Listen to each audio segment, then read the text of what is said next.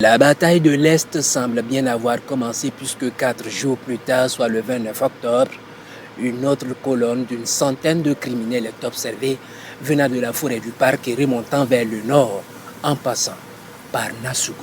Ils sont minutieusement suivis à travers les bois. Puis à un moment donné, ils prennent une direction s'approchant dangereusement d'une position de nos forces combattantes en manœuvre dans la zone de Nasugo. Les combattants du ciel décident de stopper leur progression par une frappe qui porte le coup d'arrêt.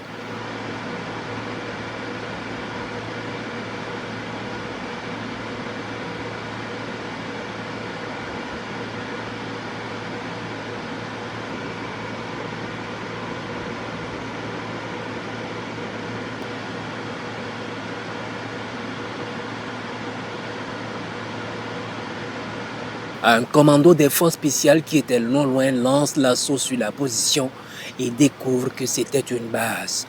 Ils détruisent la base puis continuent leur manœuvre sous le regard bienveillant des combattants du ciel.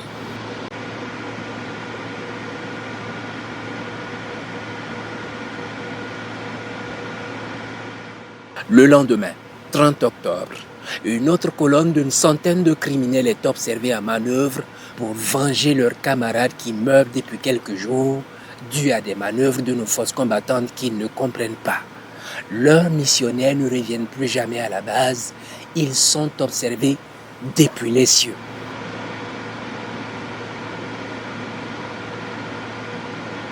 À un moment donné, ils s'arrêtent dissimulés sous les arbres dans une petite forêt sûrement pour caler les billes. Les vecteurs aériens lancent immédiatement l'attaque par un bombardement massif. De violents missiles vont s'abattre sur eux dans la forêt. Les chasseurs scrutent le sol à la recherche d'autres criminels. Les rescapés se terrent pendant de longs moments, puis à un moment donné, croyant le danger éloigné, sortent pour se camoufler sous de grands arbres. Un premier groupe est violemment frappé par un missile dans son refuge.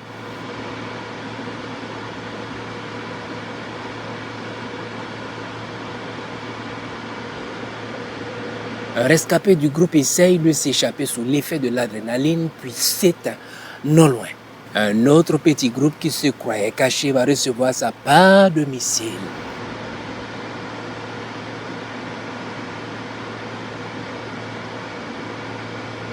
Plus rien ne bouge dans la zone.